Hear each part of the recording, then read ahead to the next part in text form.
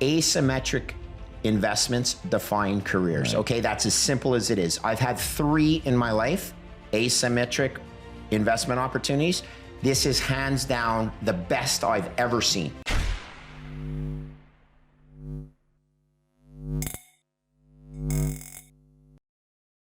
Hey guys, welcome back to Library of Wealth. Today we have Bitcoin advocate and writer James Lavish and Bitcoin maximalist Greg Foss. In this latest interview, they discuss FTX's debt spiral and lack of checks and balances, how fiat is struggling, and how Bitcoin is the best asymmetric bet of our lifetime. With central bankers and politicians spreading myths, the apparent strength of the state, its institutions, and its financial system is proving to be nothing more than smoke and mirrors.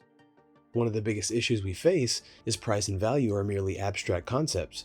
Profitable investment returns are becoming increasingly rare, and risk has overwhelmed financial prospects and buried them. The underlying cause for concern is that confidence is vanishing quickly. Let's check out the latest interview with Greg Foss and James Lavish as they talk about the massive opportunity with Bitcoin right now and where we're headed next. Don't forget to like and subscribe if you enjoy the content we do here on this channel. Let's get right into the video. The value of Bitcoin has actually gone up. The price of Bitcoin's gone in the other direction for various reasons, but the price has gone up. I increased it by 10% because I view that as being the positive contribution by getting rid of some of the shitcoinery that's going on within this asset class. But you know, I've run through that number with you before, Peter, how I get to 2 million. It's pretty simple, grade 11 math. We could run through it if you want, but the reality is I sent that out by trying to make a point that the value of Bitcoin, with all these things that have gone on, macro events within the TradFi world, micro events within the crypto ecosystem, all have led me to believe my valuation for Bitcoin is higher. And why is that? Well, because the likelihood of you needing the insurance against the system has increased, meaning with all the mistakes the LDI, you know, the pension plans are making, you need to have insurance that there's some other asset there that's going to protect you. There's still a lot of levered money on Wall Street that is trading Bitcoin as a risk asset, when in fact, it's going to take a lot of education to teach the hot money, let's call it what it is, it's hot money, to understand that Bitcoin is a non-correlated asset that actually is insurance, which means it shouldn't be traded as a risk asset. It's actually the flip side. As risk increases, which it is in the world, Bitcoin becomes more valuable, not less valuable. That hasn't permeated the thinking process on Wall Street yet. Why? Well, they don't teach it to you in school. When you come out of an Ivy League school and you're working on Wall Street, perhaps some of the things you were doing to begin with is writing an algorithm to discover a correlation between Bitcoin and NASDAQ stocks. And historically, it has reacted like this, so the algorithm will program it to continue to act that way until further notice. It takes a lot to break down these bad models. What's your time scale? Sorry. Well, here's the key: 2.2 million in today's dollars. So I have an expression: give a target, but not a time. Well, we're measuring it in today's dollars. So if it takes 20 years to get there, what is the value of today's dollars? Oh, you think it's worth it now? I can give you the math that indicates to me that it should be trading there, but it's only here. I'm going to flip it on its. Well, I'm going to flip it on its ear. I'm a probabilities guy, okay? And I'm never 100% certain of my investment outlooks, but what I do try and measure is what the market says my odds are, Peter. So you take, and it made the math easy when it was $20,000 versus a $2 million price target. 20,000, and it's in today's dollars, versus 2 million. You take today's price target, you divide it, trading price, you divide it by your target, and you get a percentage of what the market says your odds are. That's a 1% chance. The market is telling me I have a 1% chance of being right. And I'm not saying I'm 100% certain I'm right, but I'm way higher than 1%, ladies and gentlemen. And that's how I've always managed risk my entire career. Right. And for anybody who is watching this and saying, yeah, but you've got to put an interest rate on that for, you know, to discount it, we're at negative real rates. Okay, so that's fair, but I also stress saying, it is today's dollars. Let's not mess. So what I'm saying is it doesn't matter because we're at negative real rates. So we actually, it's even better than that. Because the interest rates are lower than inflation. Yeah. Correct. Yeah. So it's even better than that. But again, to bring it down to first principles, Jeff Booth thinking, It's like going to the racetrack this year for the Kentucky Derby, and you had watched the Kentucky Derby winner train all the time. And you know what the odds were going into the Kentucky Derby of that horse winning Kentucky? 80-1.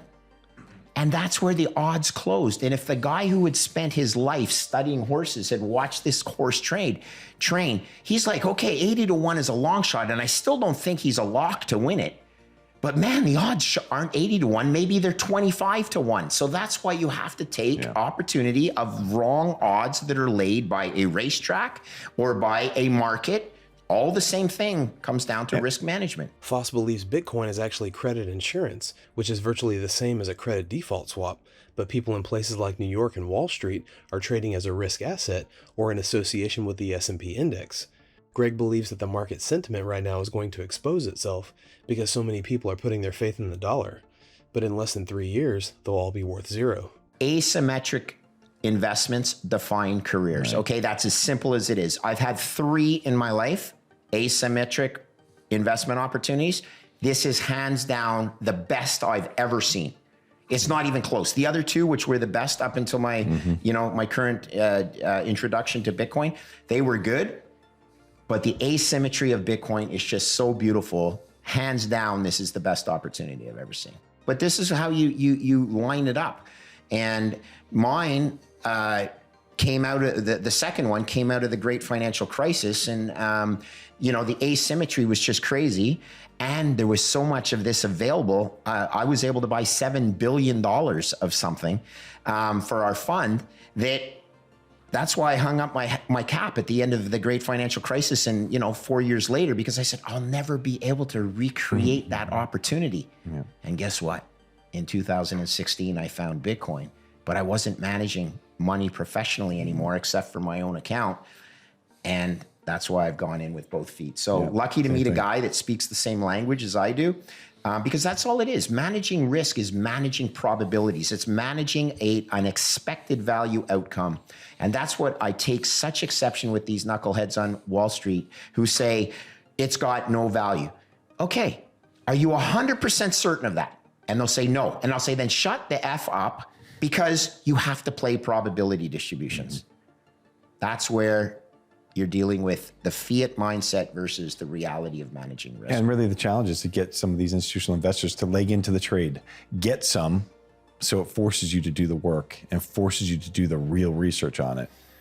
And then they'll be orange pilled if they really truly do. What about your old buddies on Wall Street? Have you talked to them much about this? A few, and I've got 1 or 2 that understand it. Like literally a handful. They already did, or you spent some time with them?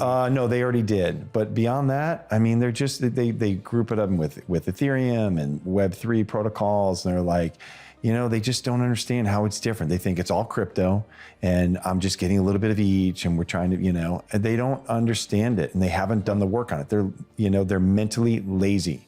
Intellectually lazy. It's correct. Intellectually lazy. And it's incredible. And there's going to be a lot of them that miss the boat, just absolutely miss the boat. Foss notes that less privileged countries are the only areas in the world where it is being taught to distrust the financial system.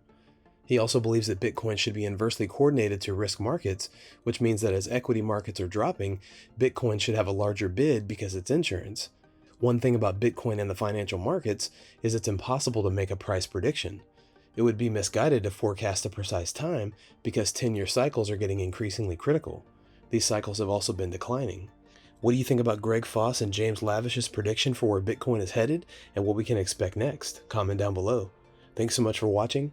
Don't forget to like and subscribe. This is Library of Wealth. We'll see you in the next video.